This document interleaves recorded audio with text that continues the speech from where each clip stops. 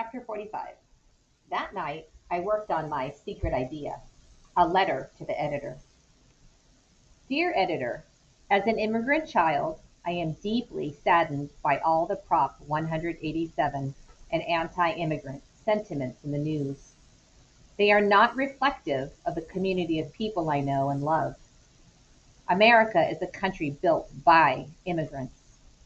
People from all over the world come here to settle, like my parents, who gave up their careers as an engineer and a scientist so that I might have a brighter future. And my best friend's dad, Jose Garcia, who is one of the kindest, most giving people I know, and who has taught me many things, including the value of hard work. Jose Garcia came over from Mexico 8 years ago. For years, he toiled in the Central Valley heat, picking grapes off the prickly vines until his fingers bled.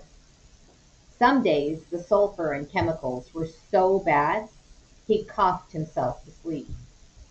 Later, he became a pizza delivery man, risking his life to deliver pizzas. Then, after that, he taught himself how to fix the cable and become a highly skilled cable repairman. You won't believe the channels he can add to your TV. He has a wife and a daughter who is 11 years old, like me. His daughter's math is so good, she's going to become one of those crazy math people like my mom, who has pieces of math in her pockets. But her dad may not be there to see it, because as we speak, he is in San Diego County Jail, facing deportation proceedings. I urge you, kind editors and readers, to write to your congressmen and your senators to stop the deportation of Jose Garcia and to vote no on Prop 187. It is inhumane to take education away from children. We have done nothing wrong. We are the future, and we have hopes and dreams, just like you. Vote no to hate, no to deporting Jose Garcia, no on Proposition 187, and no to Governor Wilson. Sincerely, Mia Tang, age 11. I reread my letter 1,000 times, proofreading it according to all the grammar rules Mrs. Welch taught me. She was right. Learning the rules made me sure, not just guessing.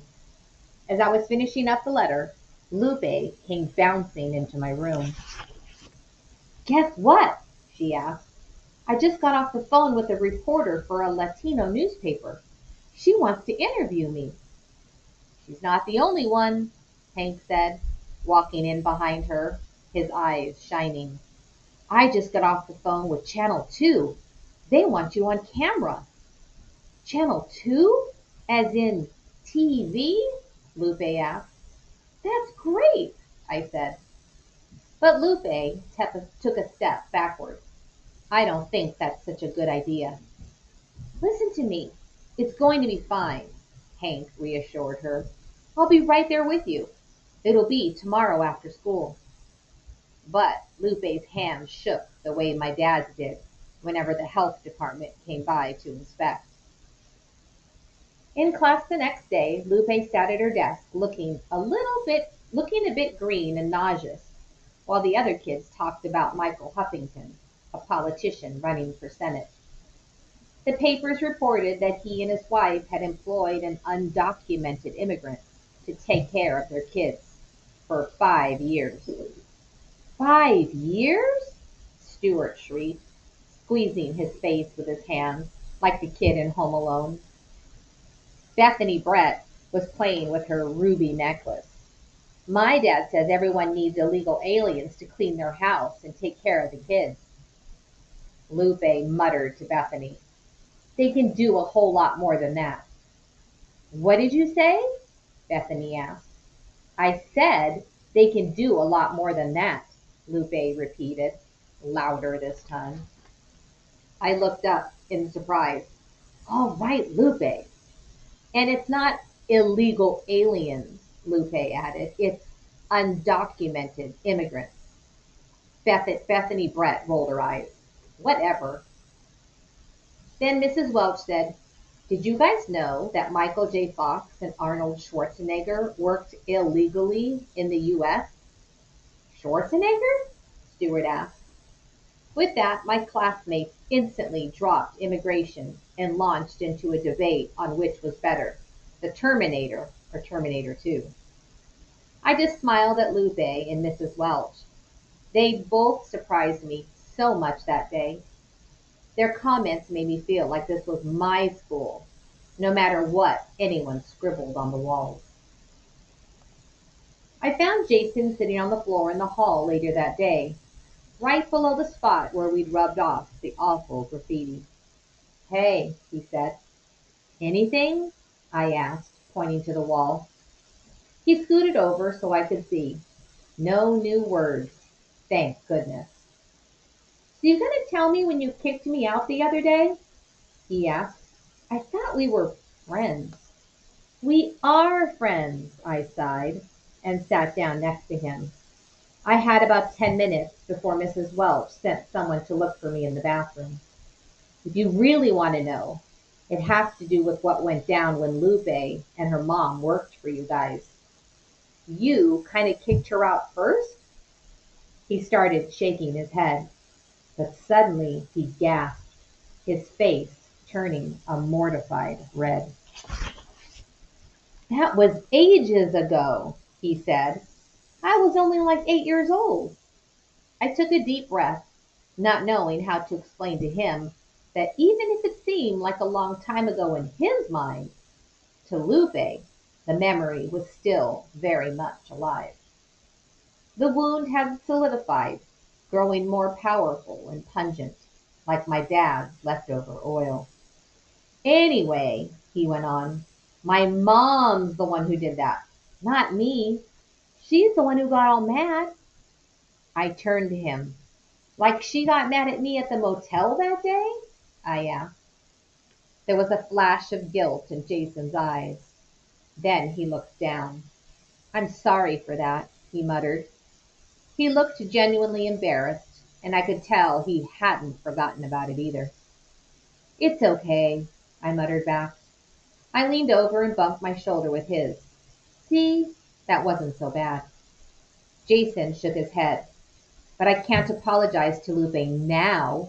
It'd be so weird. I looked into Jason's eyes and said, it's never too late to say sorry.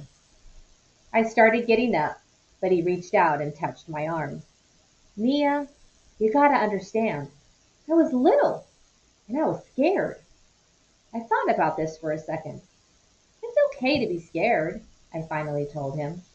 But you know what's even scarier? Realizing something is wrong and not saying anything. Jason glanced at me as I reached to pull him up. You can do it, I said. You've done it before. Chapter 46. I didn't tell Lupe about what Jason said by the bathroom. She was already on edge walking home from school. I could almost hear her nerves rattling around in her stomach as she went over what she was going to say to the TV reporter in a few hours. We got back to the living room and the manager's quarters completely transformed.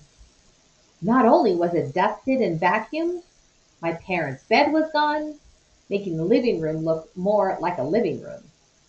I smiled, remembering what Lupe once said about how the definition of success in this country was if you had a living room without a bed in it. Well, we finally got there, even if it was only for an hour. Mrs. Q went and got some flowers. At 5:30, when the reporter was supposed to arrive, Lupe started freaking out. I can't do this, she said, shaking her head and jiggling her legs. I'll do the newspaper interview, but I can't go on TV. We all gathered around, but Lupe wedged her chin between her knees and covered her face with her hands. Hank sat next to her on the couch and promised he wasn't going to let the network use her real name or show her face. He had arranged it so they would blur it out. But what if they forget? Lupe said into her knees. I could get deported. I'm going to make sure they don't forget. Hank insisted. That's what I'm here for. I'm the marketing director, remember? You have nothing to worry about. Lupe looked up at him. That's easy for you to say. You have papers. I squeezed in beside Hank. Hey, remember that card you wrote? I said. You can't win if you don't play. Lupe nodded. I went to get it from my room. I found it next to my nightstand, the little card that had helped me so many times last year. Its edges were all worn and the paper had yellowed, but it still had life to it. Gently, I placed it back in Lupe's hand. Now's the time to play, I said. We have to hit them with everything we've got. But what if, Lupe's lips trembled. Hank knelt down beside Lupe. Remember how I got rejected for the line of credit? 31 bank managers looked into my eyes and said, We don't like you, and we don't trust you. Hank shook his head. When I got to the last one, I was scared. I thought about giving up. And I'm not saying my fear was anything like your fear right now, because it's not. Lupe unwedged her chin, listening closely. But I have fear too, Hank went on. I have fear just driving down the street. That's why I put a sticker on my car. I'm afraid of being pulled over. I have fear walking into a grocery store. Maybe they're going to accuse me of stealing something. I have fear just putting on a pair of sweatpants. He pointed to his khaki dress slacks. I was wondering why he chose to wear them every day, even when it was 102 degrees outside and every single other person was in shorts. I have fear every day, Hank told Lupe. But let me tell you something about fear. If you don't control it, it controls you.